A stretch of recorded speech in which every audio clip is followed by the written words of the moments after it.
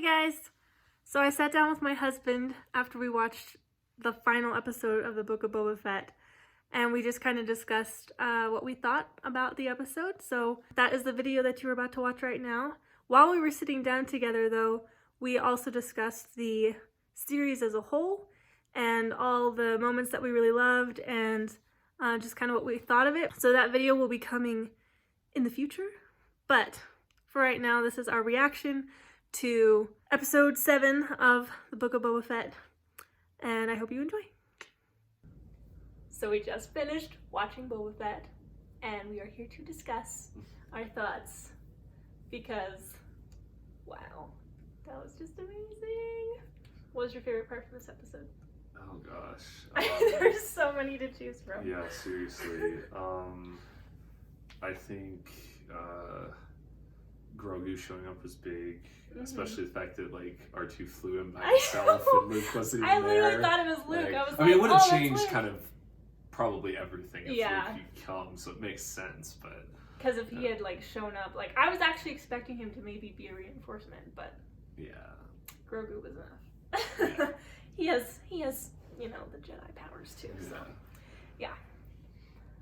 I think my favorite part was Grogu snuggling the Rancor. That was the freaking cutest thing I've ever seen in my whole life.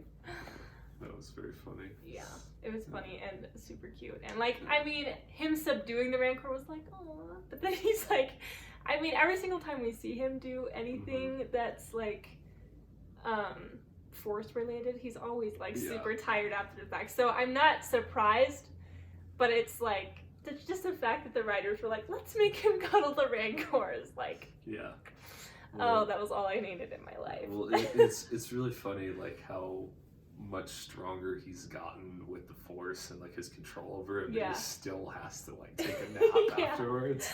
Well, and then he's like trying to pull a piece off of that one droid. And it like zooms into his hand and knocks him over because he's like, I didn't realize it was. Well, it was also like almost the size of his head. Yeah, so and it was like fully attached. It wasn't like he was trying to pull like a small thing from across the room or something. Right.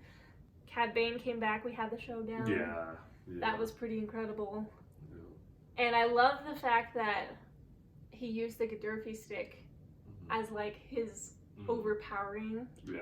It's like calling back to his the piece of his family that changed him in a way, because I think that was really what transformed Boba Fett from just being a mercenary for himself to being somebody who actually cared about other people.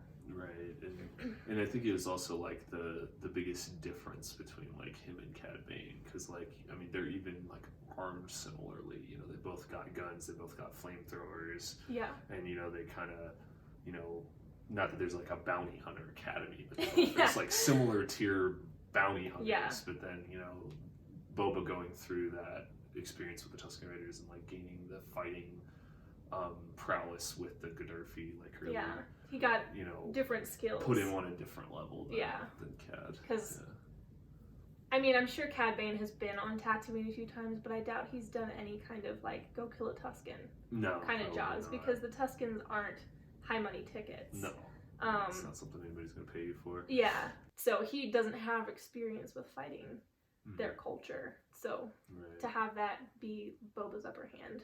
And like I said, it just kind of feels like that was like him saying, I'm different now. And of course, Cad Bane's like, I knew you were a killer. He's like, I mean, I protect my people, you know? If I have to kill to do that, kill for the right reasons. Yeah, but I'm not just like killing people willy-nilly. Yeah. But you're a threat, and I also don't like you, and you're old. You just need to die. That was pretty much what happened. It does make me a little sad, though, if I'm being honest, that like we finally get a live-action Cad Bane, and then he's killed. Like, 2 episodes, you know, into seeing him, but that's okay. But I mean, in reality, he's old as dirt. Yeah. Like, oh yeah. He wasn't young in Clone Wars. No. It's been 30 years. Ish. Maybe 20 to 30 years since Clone Wars. So, you know, he was pretty old. Yeah. He wasn't going to last too much longer. I mean, Boba even said, "You're old," Yeah, to yeah. his face, which is amazing. Yeah. Well, I thought it was funny before that in their first, like when we thought the showdown was gonna happen, and then you know he walks away after that.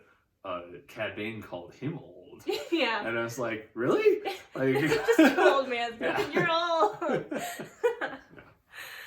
Oh my gosh. I mean, obviously the Rancor Oh my showing God. up was Yeah, big, that was- and Boba riding in with the whole like shout out to like that's the kind of the history of Rancor, Mm-hmm. like what they used to do on Dathomir with them, and Yeah. all that. And the fact that Boba kind of almost promised us that he was going to end up riding it, Yeah. and most of us, because of all the amazing stuff that's happened in the more recent episodes that haven't really involved Boba, a lot of us have forgotten about the Rancor. Like, it was kind of in the back of my mind, but the minute I heard that roar, I like screamed. I mean, you were there. I was like, "Oh my God! It's the Rancor! He's gonna ride him!" Yeah. I was so excited, and that Rancor was badass too, like ripping those droids apart. I also loved. When you were there, I totally predicted what Boba wrote on the tablet when the Twilight comes out to negotiate for him. It's like that's like, I mean, obviously I didn't know exactly what he was going to say, but that's pretty much what I thought he was going to tell him. I mean, when he makes such a statement as like, "I'm not leaving," and then the Major Domo comes up and goes, "But what if you leave for money?" Yeah. I'm like, Boba's just gonna troll you all the way to your death. Well, and like that's like the perfect thing to do with like that kind of character too. Is like put him in a situation where he has to like put his foot in his mouth and be like, "Don't shoot the messenger." Yeah. Like, and of course he looks at it, he's like, "Crap, I'm gonna die now." Yeah, pretty much. I'm glad he did it because he's one of my favorite characters. Like, we've seen a lot of recurring roles in this, like you know, like Cad Bane and Chrysanthemum. Even though we haven't read the comics, like he's a returning character, and obviously Luke and Grogu and all those people, Fennec. But of all like the new characters that were introduced in the show, Major Domo, absolutely my favorite. Like, there are a few that are just like, "Oh, they're cool," or "Oh, they're fun," or "Oh, they're pretty," or whatever. But like, every single time he showed up, from the minute he showed up the first time, I was like, "You're my favorite. You're my new favorite." Also, did you catch on to like the? I feel like I'm gonna see some shippers now. Oh yeah. Major Domo and the mechanic. The mechanic. Yeah. I mean, which I forget her name. I do too. Yeah. But if she can date a Jawa, she can definitely date a Jawa. She is definitely not picky. We'll just say that. Oh my gosh, yeah, that was hilarious. Yeah. That little bit there. I'm here for it, honestly. I love them both. I think they're great. The knee rockets. Oh, yeah. Okay, I was literally thinking while they were doing that shootout and everything, I was like, this is like the most legit Mandalorian fight content we've had since, I want to say, Clone Wars Season 7. Yeah. Because we haven't had, I mean, maybe a little bit in The Mandalorian when once Bo-Katan showed up. Yeah. But like, we haven't had like two Mandalorians fighting in a very badass way. I mean, we had the clan, you know, kind of fighting like with Mando. Yeah. A little bit, like when they left their safe house, you know, kind of help him. But besides that, yeah, you're right. And maybe it's because they were like so outnumbered. Yeah. And it was just like watching rockets flying and like, you know. And maybe that's it too. Maybe it's like the fact that they just jetpacked in and were just like like, I feel like I haven't seen a Mandalorian use their jetpack in that way since like Jango Fett did in Attack of the Clones, because he was always up in the air, you know, doing stuff, and I feel like that doesn't happen as often. I remember seeing it in like animated shows, like in Clone Wars and Rebels even. There were a few moments. You get a lot of it with like Death Watch. But but it's different. It hits different when it's live action. For sure. And because, you know, we love those specific characters so much, it's not just like, oh look, there's some Mandalorians flying. It's like, this is Mando and this is Boba and we love them. And they are literally so outnumbered and still alive. It's amazing.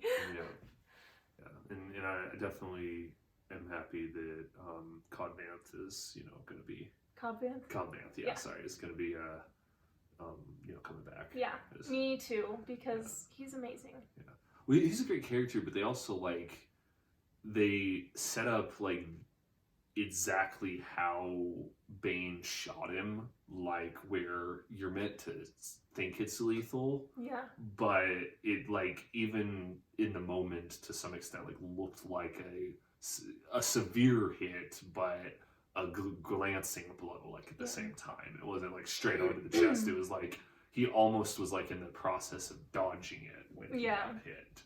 So it's it did a lot of damage, but it's it grazed across him. Yeah, or even if it did actually hit him, I mean, even Fennec was pretty much dead. Oh yeah. When she was revived and brought back. True. So I just gotta have Boba in the right place at the right time. Yeah, apparently, yeah, he could survive anything. He's got a back to tank and friends who know how to add weird contraptions to your midsection. Yeah. Yeah. I'm so glad I mean, we just saw him again, and I was like, you better not have just killed the guy again. How dare you? Yeah, I think the Gamorreans definitely got the short end of the stick. Yeah, short end of the stick, absolutely. I don't know why I placed him, let's set you 10 feet from the edge of this giant cliff. Yeah. That way, if anybody tries to attack you, you'll definitely die. Yeah. That doesn't make sense. Yeah, unfortunate for sure. Thanks so much for watching. Let us know in the comments below what you thought of this episode of the Book of Boba Fett. What were your favorite moments? Were things that we didn't talk about that you are why didn't they talk about this? If you enjoyed this video and you like this content, go ahead and hit that like button and hit the subscribe button if you want more content like this on your feed. And I really appreciate your support, and thank you again for watching. Until next time, bye!